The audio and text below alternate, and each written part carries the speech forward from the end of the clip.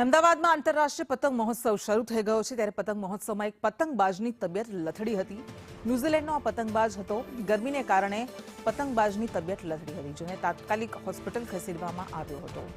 અમદાવાદના આંતરરાષ્ટ્રીય પતંગ મહોત્સવમાં વિદેશી પતંગબાજો પણ અહીંયા આવતા હોય છે અને ન્યૂઝીલેન્ડના એક પતંગબાજની તબિયત હવામાનને કારણે ગરમીને કારણે લથડી હતી। તાત્કાલિક તેને એમ્બ્યુલન્સથી હોસ્પિટલમાં ખસેડવામાં આવ્યા। ગરમીને કારણે પતંગબાજની તબિયત લથડી હતી।